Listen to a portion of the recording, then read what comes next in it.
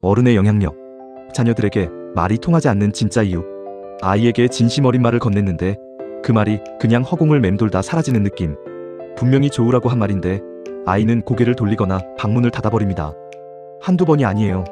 해가 지나도 달라지지 않는 것 같아서 어느 순간부터는 말을 꺼내는 것 자체가 두려워지기도 하죠. 직장에서도 마찬가지입니다. 신입 직원에게 이것저것 조언해줬는데 같은 실수를 반복합니다. 열심히 피드백해줬는데 오히려 관계가 어색해지기도 하죠. 도대체 뭐가 문제일까요?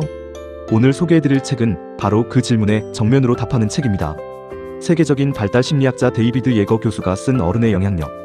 원제는 10 to 25 The Science of Motivating Young People입니다. 10세부터 25세까지 젊은 세대를 움직이는 동기부여의 새로운 과학이라는 뜻이죠. 이 책은 출간되자마자 캐럴 드웩, 앤젤라 더크워스 같은 세계 최고의 심리학자들이 극찬한 책입니다. 저는 이 책을 읽으면서 반성을 하였습니다. 내가 지금까지 아이들을 대해온 방식이 얼마나 잘못된 것이었는지를 깨달았기 때문입니다. 저자 데이비드 예거는 책의 첫 페이지부터 아주 도발적인 선언을 합니다. 우리는 청소년의 뇌를 완전히 잘못 이해하고 있다. 우리가 그동안 믿어온 상식이 있습니다. 청소년의 뇌는 아직 미성숙하다. 전두엽이 덜 발달해서 충동적으로 행동하고 이성적 판단이 어렵다. 그래서 어른이 강하게 통제하거나 반대로 조심스럽게 보호해줘야 한다. 이걸 저자는 신경생물학적 무능 모델이라고 부릅니다. 이 모델은 수십 년간 교육 현장, 가정, 공공정책에 깊이 자리 잡아왔습니다. 그런데 문제는 이 모델에 기반한 접근법들이 번번이 실패한다는 겁니다. 아주 인상적인 사례가 있습니다. 미국에서 청소년 흡연을 줄이기 위한 캠페인이 있었습니다. 담배 회사들이 막대한 자금으로 만든 담배는 건강에 해롭다는 광고들, 학교에서 진행된 금연 교육들. 그런데 결과가 어땠을까요? 10대 흡연율은 오히려 올라갔습니다. 왜냐고요? 청소년들 입장에서 이 메시지는 어른들이 또 뭔가를 하지 말라고 한다는 신호로 읽혔기 때문입니다. 그런데 전혀 다른 접근법이 등장했습니다. 진실 트루스이라는 캠페인이었는데 메시지가 완전히 달랐습니다. 담배 회사들이 너희를 조종하고 있다. 그들은 너희가 중독되길 원한다. 이 캠페인은 청소년들의 자존심을 건드렸습니다.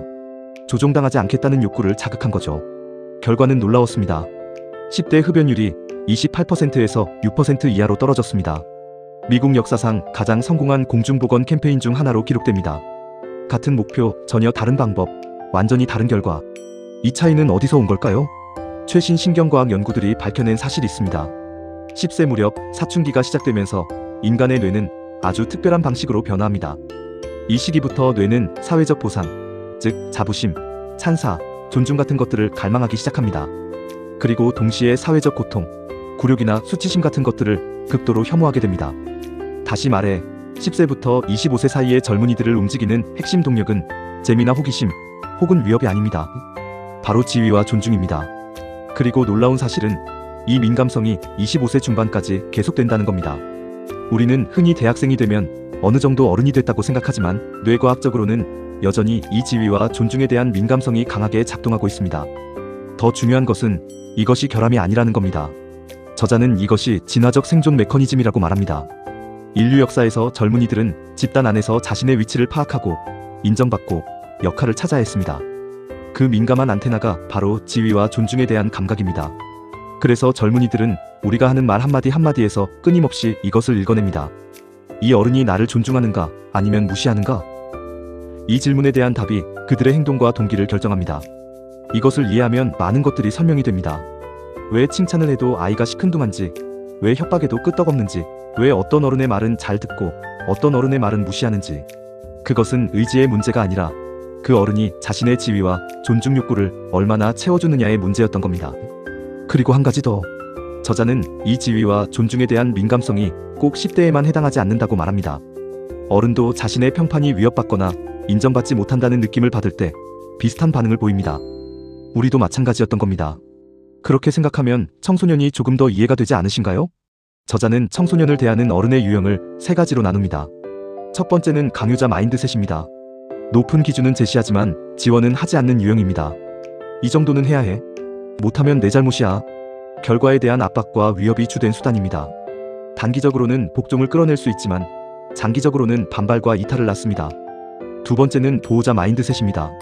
지원은 많이 하지만 기준을 낮추는 유형입니다. 힘들면 안 해도 돼. 네가 편한 게 중요해. 따뜻하고 배려심 있어 보이지만 사실 이 메시지는 청소년에게 나는 네가 해낼 수 있다고 생각하지 않아라는 신호를 줍니다. 결국 성장을 막습니다. 세 번째가 저자가 제안하는 멘토 마인드셋입니다. 높은 기준과 높은 지원을 동시에 제공하는 유형입니다. 나는 너에게 높은 기준을 요구한다. 왜냐하면 네가 그걸 해낼 수 있다고 믿기 때문이다. 그리고 네가 해낼 수 있도록 내가 돕겠다. 이 세 가지 유형 중에서 강요자와 보호자는 겉으로는 완전히 달라 보이지만 사실 같은 실수를 저지릅니다. 둘 다 청소년의 지위와 존중 욕구를 제대로 이해하지 못한다는 겁니다. 강요자는 무시하고 보호자는 과소평가합니다. 멘토만이 그 욕구를 인정하고 존중합니다. 책에 아주 인상적인 사례가 나옵니다. 스테선이라는 천체물리학 교수 이야기입니다. 그의 연구실에는 자폐 스펙트럼 장애가 있는 학생 댄이 있었습니다. 그대는 극도의 스트레스를 받으면 노트북을 바닥에 내던지는 행동을 했는데 이미 3번이나 노트북을 부쉈습니다. 강요자라면 경고를 줬을 겁니다. 보호자라면 연구 참여 기준을 낮췄을 겁니다. 스테선 교수가 선택한 것은 무엇이었을까요? 그는 우주 어느 곳에서 떨어뜨려도 절대 부서지지 않는 특수 노트북을 구해줬습니다. 그리고 매주 진행하는 연구회의 방식도 댄이 참여할 수 있도록 조정했습니다. 높은 기준은 그대로 유지하면서 그 기준을 충족할 수 있는 환경을 만들어준 겁니다. 이것이 멘토 마인드셋입니다. 저자는 이 맥락에서 유능함을 인정하는 방식으로 이야기하는 것이 얼마나 중요한지 강조합니다. 청소년에게 어린아이 다루듯 말하거나 반대로 무작정 칭찬만 늘어놓는 것이 아니라 그들을 능력 있는 사회적 존재로 인정하는 언어를 써야 한다는 겁니다. 멘토 마인드셋을 실천하는 첫 번째 핵심은 소속감입니다. 인간은 누구나 어딘가에 속하고 싶어 합니다. 특히 10세부터 25세 사이의 젊은이들에게 소속감은 단순한 감정이 아닙니다. 그것은 동기의 토대이자 성장의 전제 조건입니다. 연구에 따르면 학생이 나는 이 학교, 이 반, 이 팀에 속해 있다고 느낄 때 어려운 과제에 도전하는 의지가 현저히 높아집니다. 반면 나는 여기서 이방인이다라는 느낌을 받으면 아무리 능력이 있어도 쉽게 포기하고 회피합니다. 소속감이 흔들리는 순간이 언제인지 아십니까? 바로 어른이 무심코 던진 말 한마디 때문입니다. 너는 왜 이것도 못해? 다른 애들은 다 하는데. 이런 말들은 단순한 지적이 아닙니다. 청소년에게는 너는 여기에 맞지 않아라는 신호로 읽힙니다. 반대로 소속감을 강화하는 말은 이렇습니다. 네가 이 팀의 일원이라는 게 중요해. 내 의견이 여기서 필요해. 이런 말들이 청소년의 뇌에 미치는 영향은 과학적으로도 입증됩니다. 책에는 흥미로운 연구가 소개됩니다. 중학교 신입생들을 대상으로 선배들의 편지를 읽게 했습니다. 편지 내용은 단순했습니다. 나도 처음엔 여기 잘 맞지 않는다고 느꼈어. 그런데 시간이 지나면서 이곳이 내 자리가 됐어. 이 짧은 편지 하나가 특히 소외감을 느끼기 쉬운 학생들의 성적과 학교생활 만족도를 유의미하게 높였습니다. 소속감이 그 정도로 강력한 동력이라는 겁니다. 부모로서 생각해봅니다. 우리 아이가 집에서 소속감을 느끼고 있는지, 학교에서 자신의 자리가 있다고 느끼는지, 그리고 내가 하는 말들이 그 소속감을 강화하고 있는지, 아니면 조금씩 흔들고 있는지를요. 두 번째 실천 원칙은 공감 어린 권위입니다. 많은 부모들이 공감을 강조합니다. 아이의 감정을 먼저 이해해라. 물론 맞는 말입니다. 하지만 저자는 여기서 한 걸음 더 나아가야 한다고 말합니다. 공감만으로는 부족하다는 겁니다. 공감 어린 권위란 무엇일까요? 아이의 감정과 처지를 진심으로 이해하면서도 높은 기준과 기대를 포기하지 않는 것입니다. 네가 힘든 거 알아. 그런데 그렇다고 이 기준을 낮출 수는 없어. 왜냐하면 나는 네가 이걸 해낼 수 있다고 믿기 때문이야. 이것이 보호자 마인드셋과 다른 점입니다. 보호자는 공감하면서 기준을 낮춥니다. 하지만 공감 어린 권위는 공감하면서도 기준을 유지합니다. 그 기준이 바로 상대에 대한 진정한 존중이기 때문입니다. 나는 네가 어렵다는 걸 알아. 그래서 내가 옆에서 돕겠다. 하지만 이 기준은 그대로야. 이 메시지 안에는 청소년이 가장 원하는 것이 담겨 있습니다. 나를 진지하게 대해주는 어른, 나를 어린아이 취급하지 않는 어른의 존재가 바로 그것입니다. 세 번째 원칙은 투명성입니다. 기대와 기준의 이유를 솔직하게 밝히는 것입니다. 어른들은 종종 이렇게 말합니다. 그냥 해. 나중에 알게 돼. 혹은 왜냐고? 내가 그렇게 하라니까. 이런 말들이 청소년에게 어떻게 들릴까요? 나는 설명을 들을 자격도 없는 존재야라는 메시지로 읽힙니다. 그리고 이건 지위와 존중에 대한 욕구를 정면으로 침해합니다. 반면 멘토는 이유를 설명합니다. 내가 이 기준을 요구하는 이유는 이거야. 이게 네 미래에 이렇게 연결되기 때문이야. 이유를 아는 청소년은 수동적으로 따르는 대신 능동적으로 참여하게 됩니다. 책에는 아주 흥미로운 실험이 소개됩니다. 학생들에게 불쾌한 맛의 약을 복용하도록 지시할 때 한 그룹에게는 일반적인 의사 말투로 협조해 주셔서 감사합니다라고 했고, 다른 그룹에게는 이유와 목적을 투명하게 설명했습니다. 두 번째 그룹이 지시에 따를 확률이 2배나 높았습니다. 이유를 아는 것만으로도 행동이 달라졌습니다. 직장에서도 마찬가지입니다. 신입 직원에게 이렇게 해라고만 하는 상사와 이렇게 하는 이유는 이거야, 이 목적을 위해서야라고 설명하는 상사. 결과는 완전히 다릅니다. 네 번째 원칙은 피드백 방식입니다. 저자는 이것을 현명한 피드백이라고 부릅니다. 아주 유명한 실험이 있습니다. 중학생들에게 에세이를 쓰게 한 뒤 피드백을 줬습니다. 한 그룹에게는 일반적인 비판적 피드백만 줬습니다. 다른 그룹에게는 같은 비판적 피드백에 딱 한 줄을 추가했습니다. 나는 높은 기준을 가지고 있고 당신이 그 기준을 충족할 수 있다고 믿기 때문에 이 코멘트를 드립니다. 결과가 놀라웠습니다. 한 줄의 차이가 학생들의 수정 의향을 2배나 높였습니다. 같은 비판인데 그것이 어떤 맥락에서 나오는 비판인지를 아는 것만으로 반응이 완전히 달라진 겁니다. 이것이 잔소리와 멘토 피드백의 차이입니다. 잔소리는 너 이거 틀렸어. 왜 이것도 못해입니다. 멘토 피드백은 이 부분이 아직 부족해. 그런데 내가 이걸 말하는 건 네가 더 잘할 수 있다는 걸 알기 때문이야입니다. 내용은 같아도 관계와 신뢰의 맥락이 다릅니다. 코칭 방식이란 결국 답을 주는 대신 질문을 던지는 것입니다. 왜 이게 안 됐을까? 다음에는 어떻게 해볼 것 같아? 이런 질문들이 청소년 스스로 생각하게 만들고 그 과정에서 진짜 성장이 일어납니다. 5번째 원칙은 스트레스 재해석입니다. 시험을 앞두고 손이 떨리고 발표를 앞두고 심장이 두근거립니다. 우리는 이런 반응을 보통 어떻게 해석할까요? 나는 너무 긴장하고 있어. 이건 나쁜 신호야. 나는 못할 것 같아. 하지만 저자는 완전히 다른 해석을 제시합니다. 그 두근거림, 그 떨림은 몸이 준비를 마쳤다는 신호라는 겁니다. 아드레날린이 분비되고 집중력이 높아지고 에너지가 증폭되는 것이 바로 스트레스 반응입니다.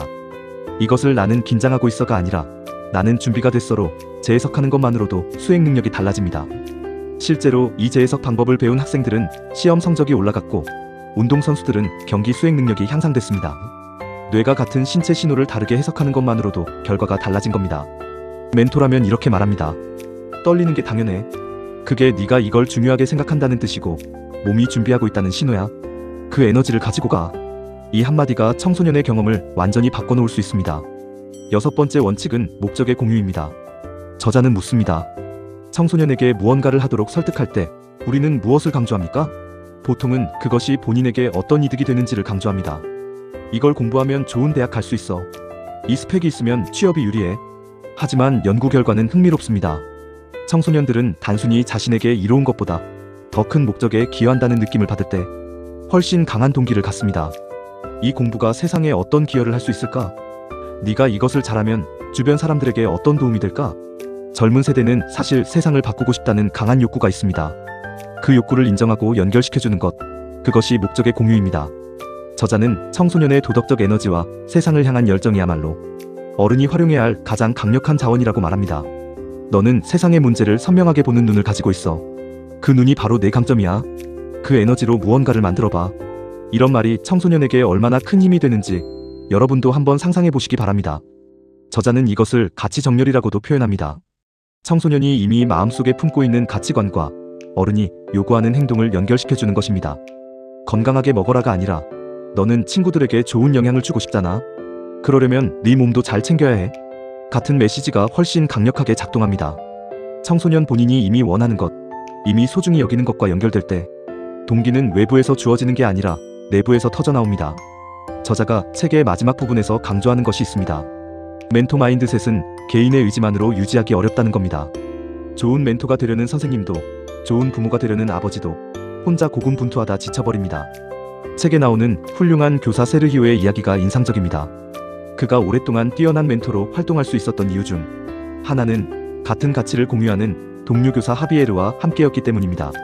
매일 아침 함께 수업을 계획하고 서로의 고민을 나누고 서로를 지지했습니다. 어른도 지지받아야 합니다. 멘토 마인드셋을 실천하는 어른들끼리 공동체를 이루고 서로 격려하고 함께 배워나갈 때 그 영향력이 지속됩니다. 저자는 이것이 개인의 변화를 넘어 사회적 변화로 이어지는 길이라고 말합니다. 마이크로소프트를 세계에서 가장 일하기 좋은 회사로 바꾼 것도 결국 멘토 마인드셋을 조직 문화로 정착시킨 결과였습니다. 한 명의 멘토가 아니라 멘토 마인드셋을 공유하는 공동체가 만들어낸 변화였습니다. 이 책을 다 읽고 나서 저는 한동안 멍하니 앉아 있었습니다. 돌아보니 저는 때로는 강요자였고 때로는 보호자였습니다. 아이가 힘들어할 때 기준을 낮춰주면서 스스로 배려심 있는 아버지라고 생각했지만 사실은 아이의 가능성을 믿지 못했던 게 아닐까 싶었습니다. 반대로 이 정도는 해야지라고 압박을 줬던 순간들에서는 아이의 처지와 감정을 제대로 헤아리지 못했던 것 같습니다. 생각해보면 저도 아이에게 이유를 설명하지 않은 적이 많았습니다. 그냥 해라, 나중에 알게 된다. 아버지 말 믿어라. 그 말들이 아이에게는 나는 설명을 들을 자격도 없는 존재구나라는 메시지였을 수 있다는 게 마음에 걸렸습니다. 또 비판하기 전에 신뢰를 먼저 쌓지 못한 적도 많았습니다. 아이가 무언가를 잘못했을 때 먼저 지적부터 했지. 나는 네가 더 잘할 수 있다고 믿어서 이 말을 하는 거야 라는 전제를 깔고 말한 적이 얼마나 됐는지. 이 책은 저에게 반성문 같은 책이었습니다. 하지만 동시에 희망의 책이기도 했습니다. 왜냐하면 변화는 언제든 가능하기 때문입니다. 지금부터 시작해도 늦지 않습니다. 지금 저에게는 대학생 자녀들이 있습니다. 어떤 분들께는 아직 고등학생, 중학생 자녀가 있으실 겁니다. 하지만 이 책이 말하는 10세부터 25세라는 범위를 생각하면 우리 모두 지금 이 순간에도 누군가에게 영향을 미치고 있는 어른입니다. 저는 이 책을 읽으면서 세 가지를 다짐했습니다. 첫째, 앞으로는 높은 기준을 낮추지 않겠습니다. 단, 그 기준과 함께 충분한 지원을 제공하겠습니다. 나는 네가 해낼 수 있다고 믿어. 그래서 이걸 요구하는 거야 라는 메시지를 전하겠습니다. 아이가 힘들어한다고 해서 기준을 낮추는 것은 사실 아이의 가능성을 포기하는 것과 같다는 걸 이제는 압니다. 둘째, 이유를 설명하겠습니다. 그냥 해 대신 왜 이것이 중요한지, 어떤 목적을 위한 것인지 투명하게 이야기하겠습니다. 내 아이를, 내 주변의 젊은이들을 이유를 들을 자격이 있는 존재로 대하겠습니다. 이유를 아는 사람은 수동적으로 따르는 대신 능동적으로 참여합니다. 셋째, 비판보다 먼저 신뢰를 전하겠습니다. 잘못을 지적하기 전에 나는 내 가능성을 믿어라는 전제를 먼저 쌓겠습니다. 현명한 피드백의 핵심은 비판의 내용이 아니라 그 비판이 전달되는 관계의 온도입니다. 차가운 지적은 벽을 만들지만 따뜻한 신뢰 위에서 건네는 비판은 다리가 됩니다. 여러분, 우리가 젊은 세대를 변화시키려면 먼저 우리가 변해야 합니다. 청소년들의 뇌가 문제가 아닙니다. 그들의 의지가 부족한 것도 아닙니다. 우리가 그들을 잘못 이해해온 것입니다. 하지만 이제 우리에게는 새로운 과학과 새로운 방법이 있습니다. 데이비드 예거 교수의 말로 오늘 영상을 마무리하겠습니다. 청소년들은 배우고 성장하고 사회에 공헌하는 놀라운 일을 해낼 만한 준비가 되어 있다. 문제는 그들이 아니라 우리가 그들을 어떻게 대하느냐다. 오늘 이 영상이 여러분께 작은 변화의 씨앗이 되길 바랍니다. 저는 엘비스 최 박사였습니다. 항상 여러분을 응원합니다. 감사합니다.